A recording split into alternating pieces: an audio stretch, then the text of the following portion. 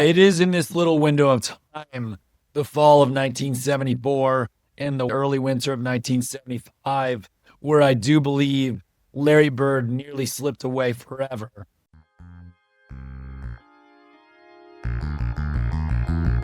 You're listening to The Brian D. O'Leary Show, your sanctuary for serious content in an unserious culture.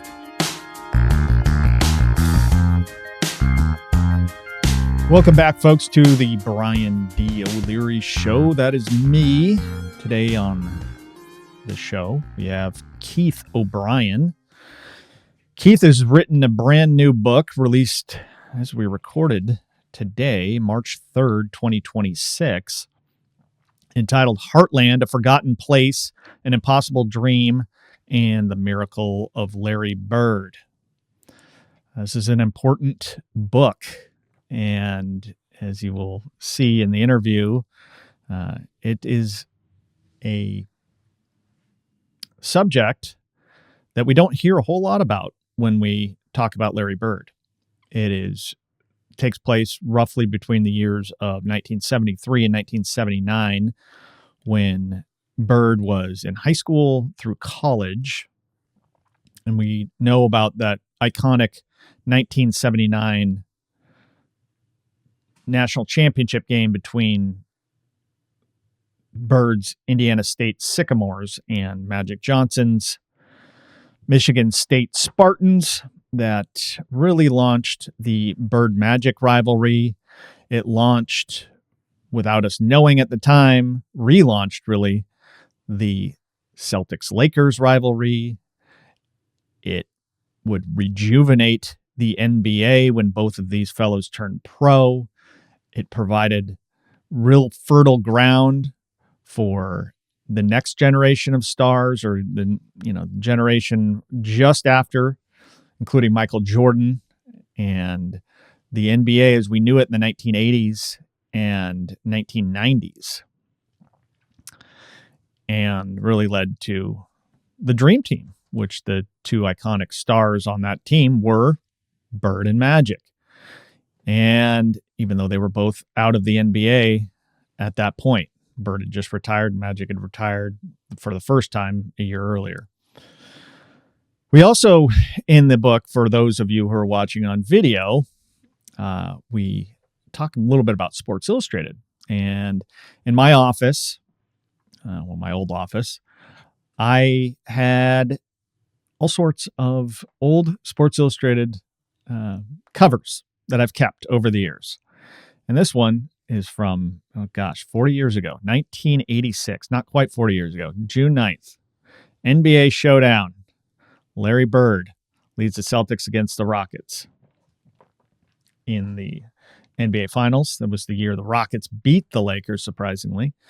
Next, I've got a 1988 cover. The legend lives on. Larry with the Kareem goggles.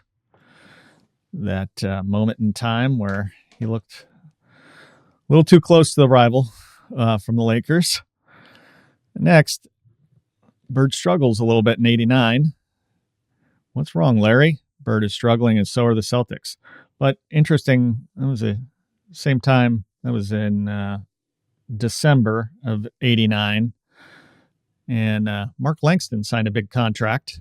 I believe it was with the California Angels. And then Nadia Comaneci escaped to the United States from communist Romania, I believe it was.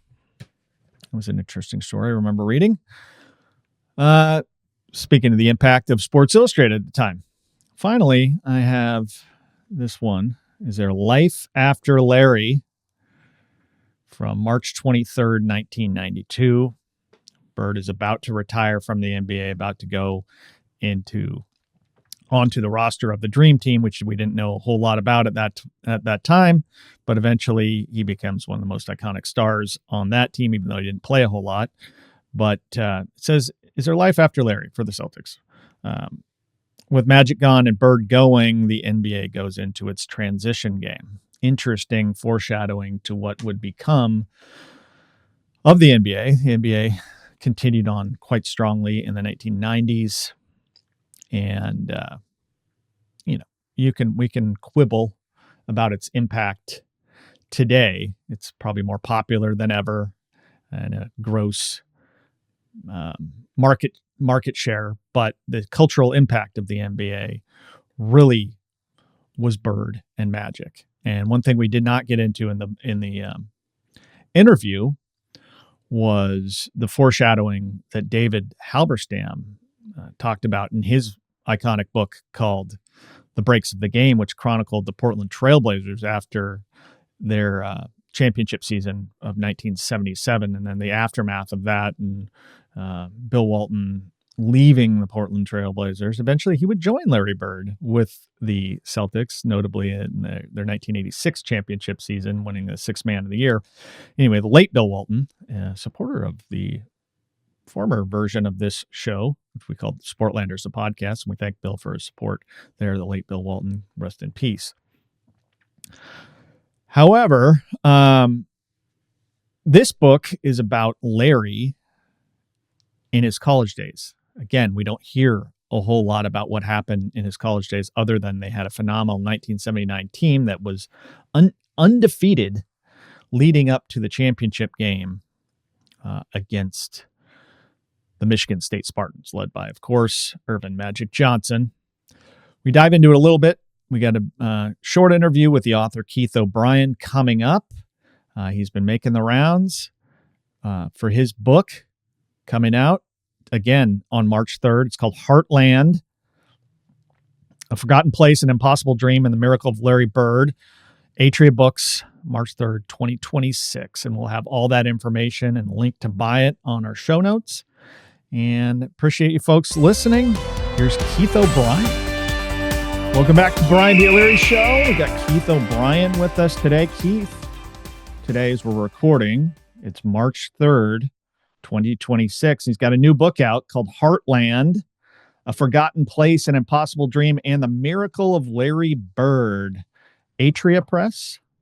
Yeah, Atria Books, yes. Atria Books. All right. And so, Keith, welcome. Thank you so much. Yeah, big day for you today. I know you're making the rounds, and we got a little Kermit in the voice, but it's okay. We'll get through it. I apologize. Yeah, it's okay. It all works. So, I wanted to get to something real quick before we talk Larry Bird, because as I was telling the guest before, or the audience before, I've got Larry Bird Sports Illustrated covers all over my office, and now they're taken down. I moved offices, but regardless, you worked in Oregon for a short bit. I'm from Oregon, so I just wanted to get your perspective on Oregon, and I think you were down in Salem, Willamette Valley, farmland, relatively similar latitudinally to French Lick, where Larry Bird's from. Yeah, that job in Salem was feels like a lifetime ago. It was one of my first newspaper jobs at the Salem Statesman Journal. Okay, I was going to ask Statesman Journal. Yeah, yeah. Well, we sad to see you go, but that was like you said, a long time ago, and I'm no longer there right now either. So, but I am an Oregonian at heart. So. I loved Oregon. It was a great place. It is a great place. And I would have stayed out there if I could have gotten a bigger job and stayed. So you've moved on to New Orleans. Was it New Orleans after Salem, and then on to Boston for the Globe? Okay. And your job essentially was to write you're a feature writer, and then that has moved into several books now. The one before this was about Pete Rose, very interesting too, character-wise. But tell us a little bit more about that career arc. Well, yeah. So, I mean, I have moved up through newspapers, left the Globe about, I guess, 15 years ago now, and started writing books, doing radio and NPR magazine stories. And, even when I was at newspapers, I was interested in narrative, nonfiction, long form narrative. And, books I think are the the greatest way to spin out that particular medium. So I've been really happy with the work I've been able to do. Just happy to keep the Word Factory here open, Brian. Uh, and uh, and I'm really happy too with my new book out today. Yeah, yeah. Let's dive into it a little bit. So you mentioned you worked for the Globe for a little bit, and I used to get the Globe every day. I was a student at Boston College, and you know, I got there a little bit after Larry Bird retired from the NBA, but it was one of these neat things where you drive around like some relatives out there. That's Larry Bird's house, and it's like, what? Just a normal house in a neighborhood. Just a normal guy, and Bird was a hero of mine growing up. But the interesting thing about your book, Keith, that I think is a real interesting piece of the puzzle to this whole dynamic of how the NBA eventually takes off. And you don't particularly address it in the book, but it's this lost chapter of Larry Bird's life. We know all about the 1979 championship game, undefeated Indiana State versus Michigan State and Magic Johnson, that takes on a life of its own later. But we don't know a lot about Bird's college years and what they were really like. And so this is what the book is about. And it starts out I thought very interesting. Toward the beginning, you talk about Larry Bird's time at Indiana University as a Hoosiers basketball player that people might know about, but he left. He left very soon, and it's talked about in basketball circles, but I thought there was a really straightforward explanation in your book why he left. Tell us a little about. Well, yeah. So Heartland is, an origin story. It's the story of Larry Bird's rise in rural Indiana in the 1970s. And it is the story of the enduring miracle of his 1979 Indiana State team, because that miracle does still endure. Before all that, as you indicated, Brian, Larry gets an opportunity to play at Indiana for Bobby Knight. It was the dream, of course, of any high school basketball player in Indiana in the 1970s. But it might not have been Larry's dream. Everybody in town in French Lick, West Baden, where he grew up, wanted him to sign with Indiana. Larry does that. But Bobby Knight doesn't really know Bird. He doesn't make an effort, doesn't know who he is at all as a person.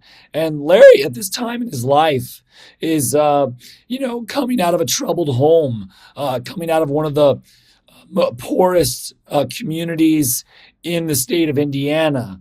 He arrives on campus in Bloomington in August 1974 with $75 in his pocket.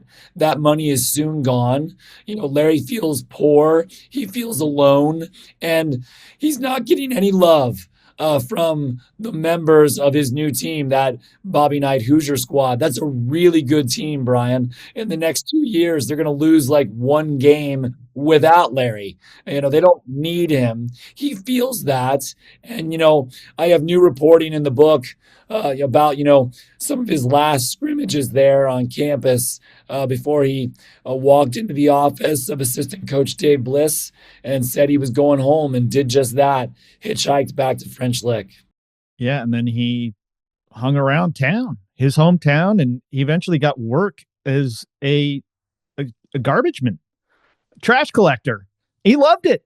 And it sounded like he didn't really know where his life was headed at this point. He loved basketball, but he didn't necessarily have this dream about being a college basketball player or pro basketball player. He just loved the game.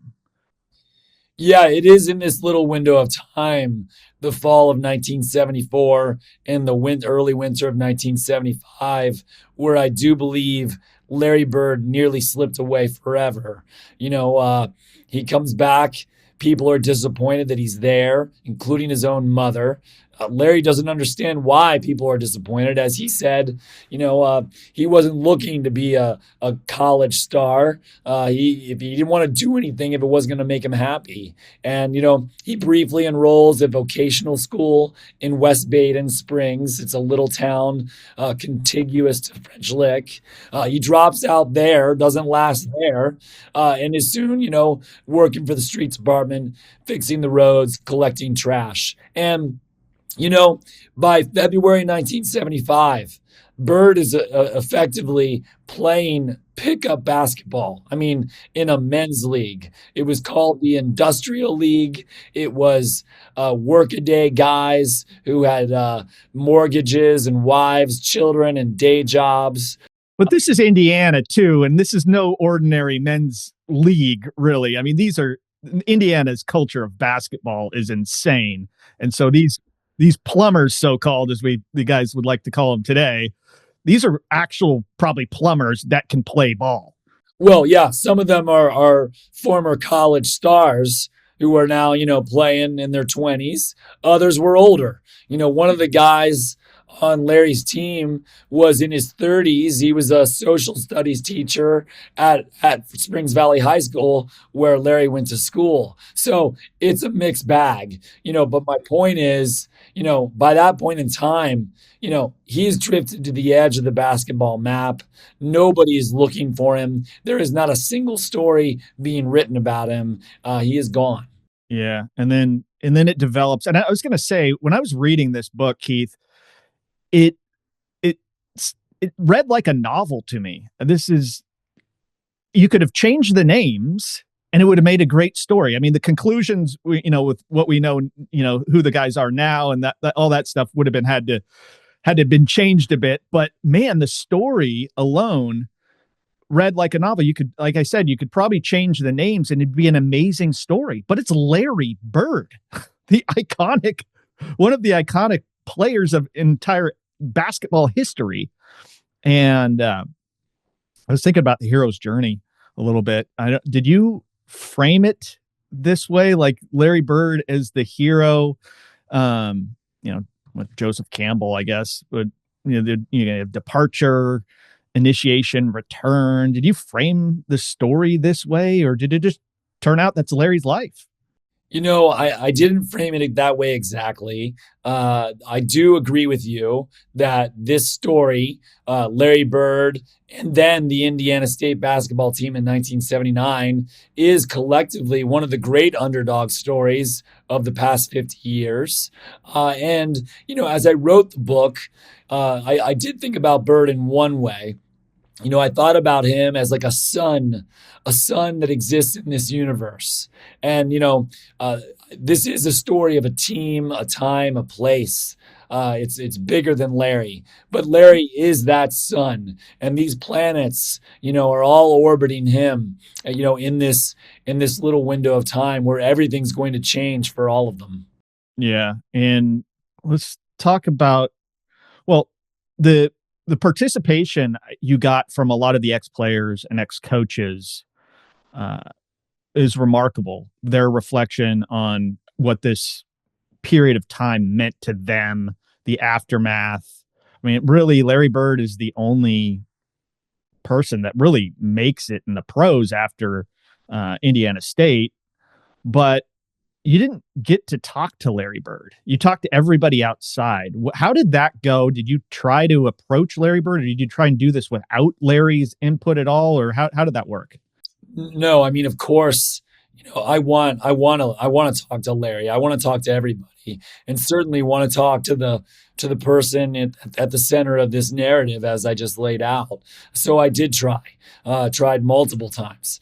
And I'll say this, one thing I've learned over the years, including during the reporting from my book, Charlie Hustle, the book on Pete Rose, is that while it's great to have the participation of the subject at the center of the narrative, you can often get a more accurate picture by talking to 12, 20, 40, 100 people around that person and get that kaleidoscopic view. That's what I think I've done here. This is a story that's bigger than Larry. All of these players who were with him on this journey are forever changed by this moment. They will not be the same when this is over. Part of the reason is because of Larry. Part of the reason is because of that miracle run in 1979. But all of those guys, were participating. Yeah, and you see it like, toward the end, these guys really reflect on what being on this team meant. They didn't really know it at the time, and time changed the perspective and all that stuff. But one of the themes that went through the book was that Larry didn't talk to the press in the first place. So I didn't, figuring that you didn't sit down with Larry, that didn't surprise me. He's a shy individual. He was very famous for a long time. In the NBA, I think he got probably better in being a coach and an executive. He got better with the media, but not really.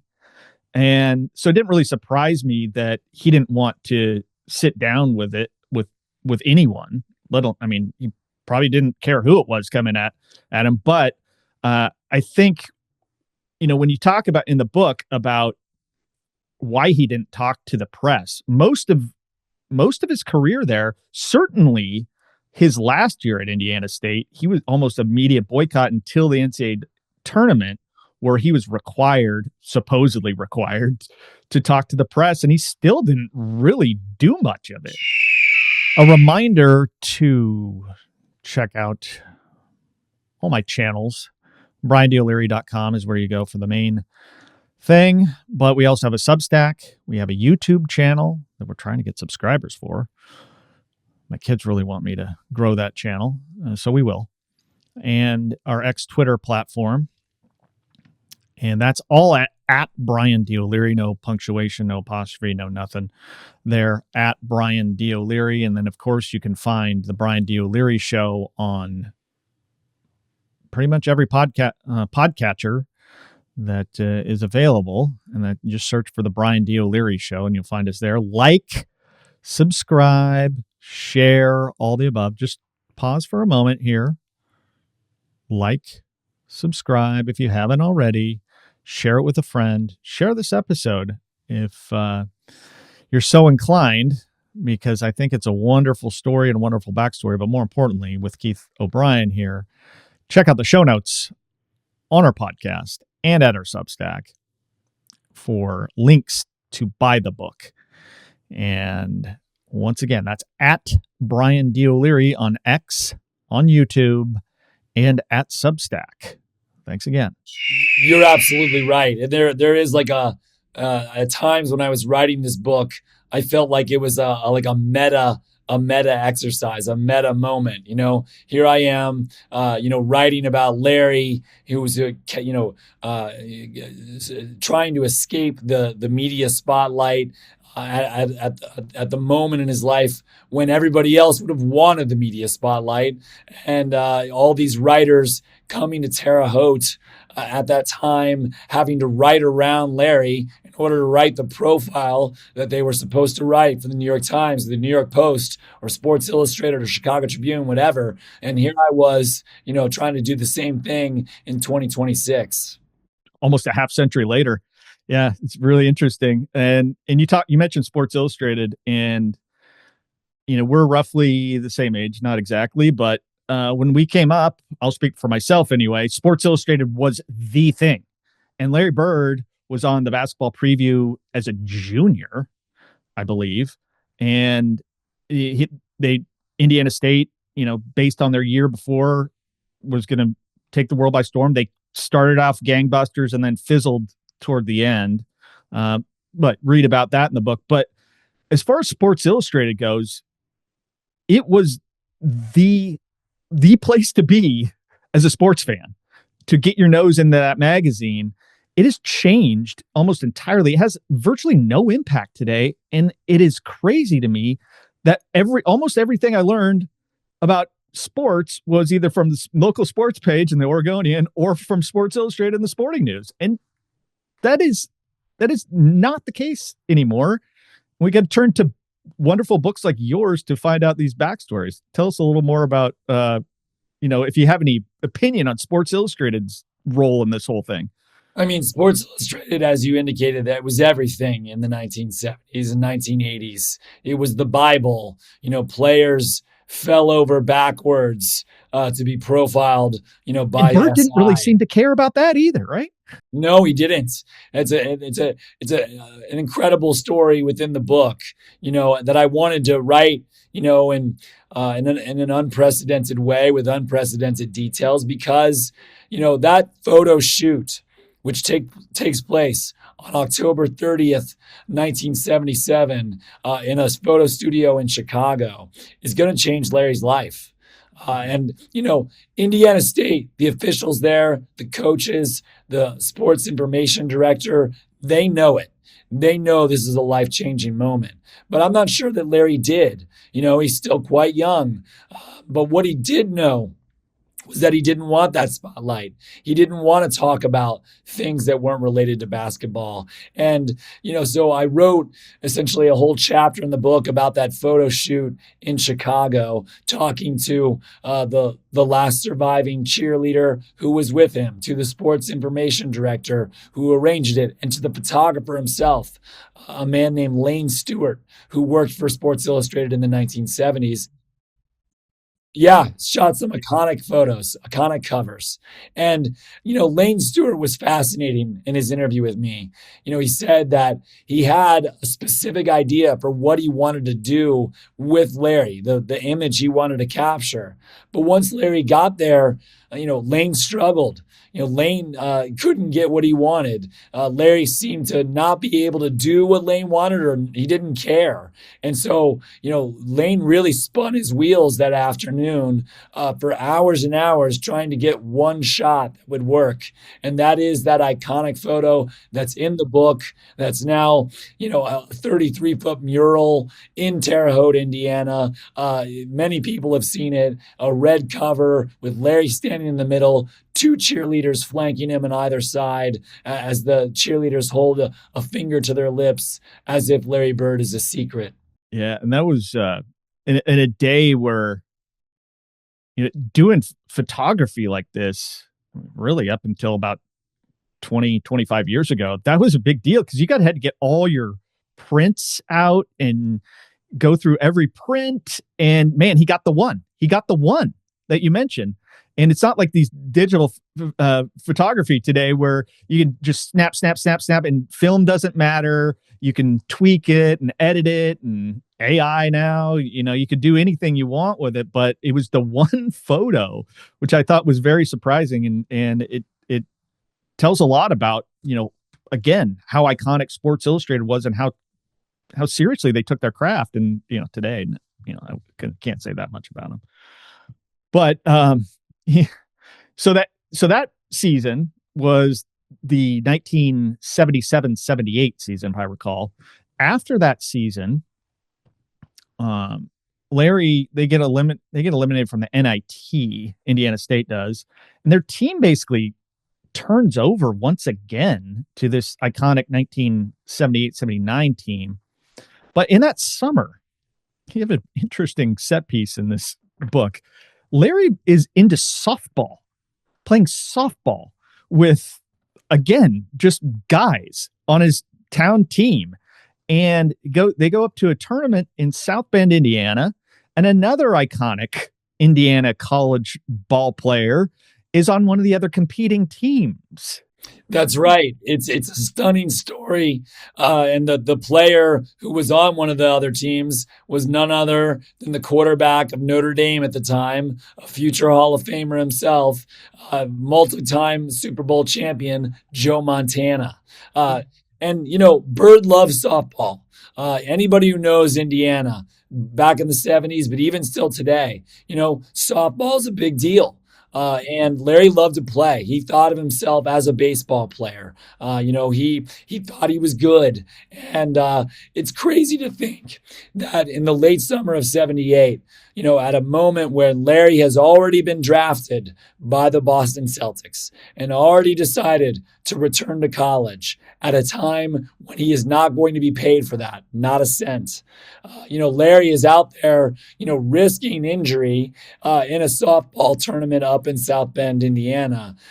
Larry Bird's team will win that weekend in South Bend. They're going to win that state title. And one of my favorite photos that I dug up in the reporting for the book is a photograph of Larry Bird on that dusty field holding his trophy as the sun is going down. The only championship that Larry Bird wins in high school and college is not on a basketball court. It's out there on the dusty softball fields of Indiana.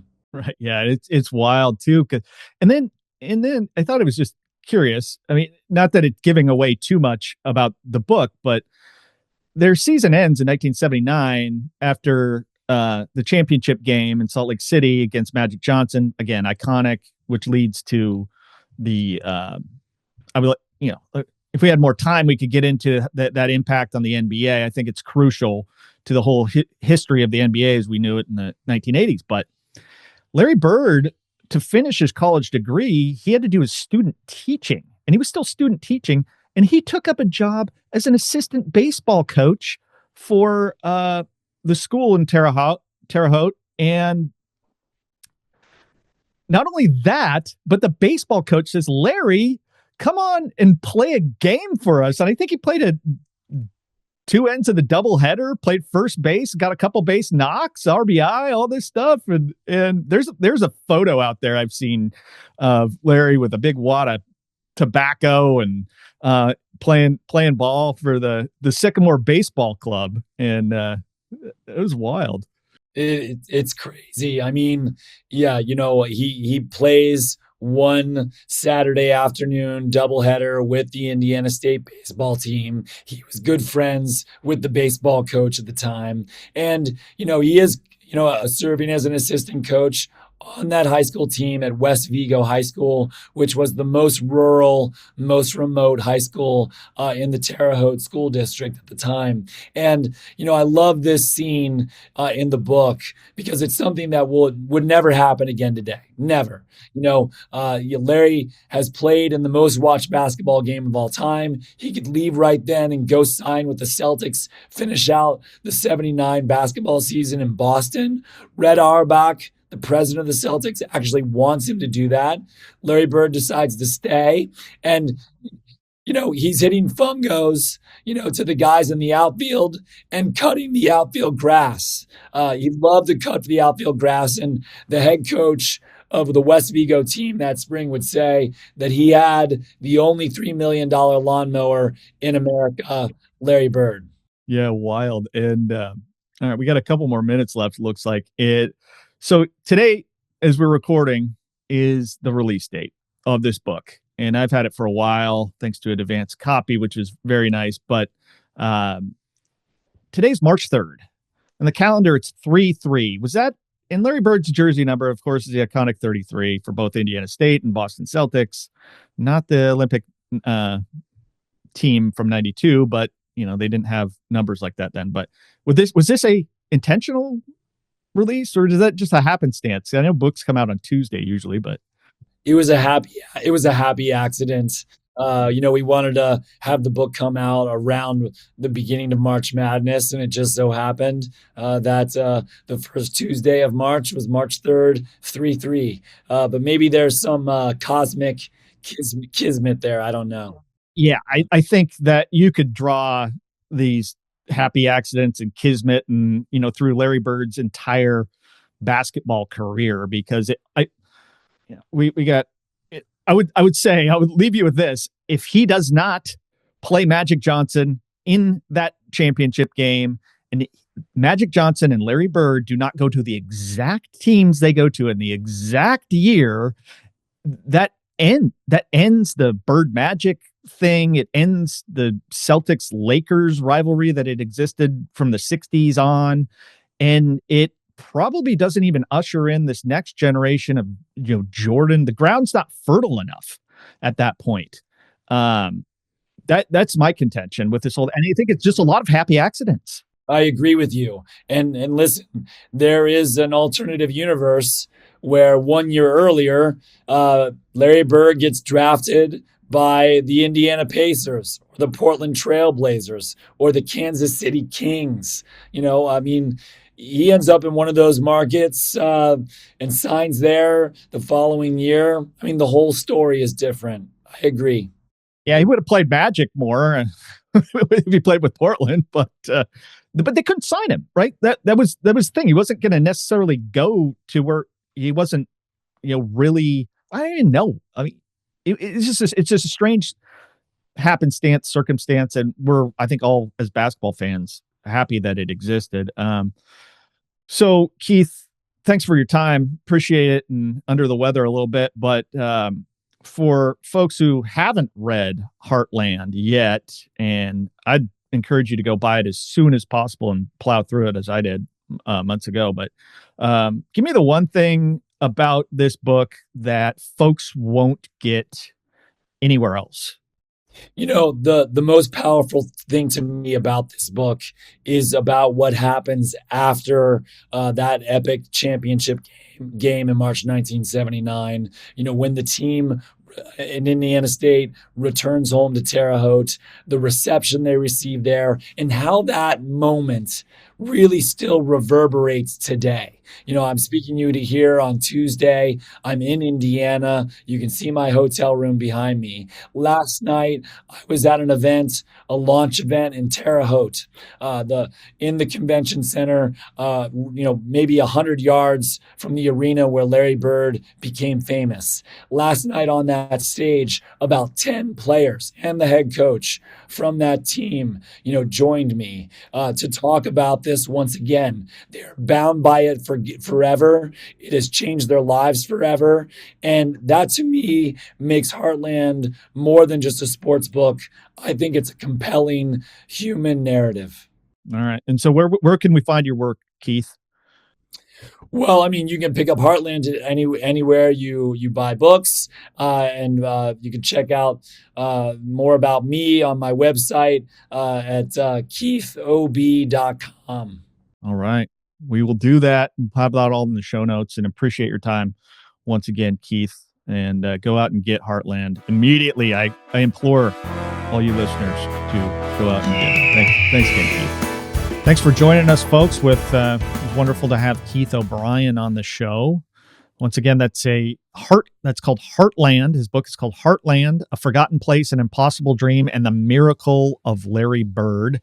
Atria Books, released on March 3rd, 2026. And again, you can find the links in the show notes on our podcast, The Brian D. O'Leary Show, or at Substack, at Brian D. O'Leary, and go to X, at Brian D. O'Leary, and YouTube, at Brian D. O'Leary. So all those things. Most of my social media you can find at Brian D. O'Leary. Most of them are me. Pretty much all of them, but not every single one. So at Brian D. O'Leary on all those main channels, you can find us and find more information about the work we do, and particularly this interview with Keith O'Brien. Once again, folks, thanks for joining us. And I should mention this. If you are a Substacker yourself and are wondering, how in the world can I make a little dough writing a Substack? Well, the conventional method is a little rough for most folks. They start with an idea, a dream to write, which is fine and great, and I appreciate everyone who likes to do that and share their ideas. However, if you want to become a writer that makes some dough on Substack, it's very hard. My calculations say you got to have about 10 to 30,000 free subscribers, and then the math says that enough of them will convert into paid subscribers, and then you can start making some real money. Very hard to do. Most of us start out with a list of 0. And that's very true for a lot of folks. So unless you come in with a huge list, God bless you if you do. More power to you, and you're probably going to do quite well. But if you're starting out like me and most of the folks in my orbit who have asked me for help on Substack, well, there's a little bit different method, and I go through that on Your Substack Success Blueprint. It's a document I made. It's about 35 pages, and you can find that at o'learywriters.com, WRITERS, writers, o'learywriters.com. And you can buy that document there. And then, you know what I'll do? I'll throw in, if you type in the code EMAIL, EMAIL, you get $27 off that strategy document. And I think that is going to pay for itself really quickly for you if you take it seriously. And you should if you're a Substacker. If you're not, join us at Brian D. O'Leary on Substack. And we promise to have a lot more content on there this year. And it's been slow at the beginning of the year, but the year is picking up. And again, go out and get Keith O'Brien's book. It's called Heartland, A Forgotten Place, An Impossible Dream, and the Miracle of Larry Bird, Atria Books, March 3rd, 2026. And you can find that all at our Substack or on our podcast in any form on X, on YouTube, and once again on Substack and the Brian D. O'Leary Show that you can find everywhere podcasts are distributed. We prefer Fountain, and we can talk about that later. But Fountain is the app that I use, just fountain.fm. Okay, folks, thanks again for tuning in to our interview with Keith O'Brien, and have a great day.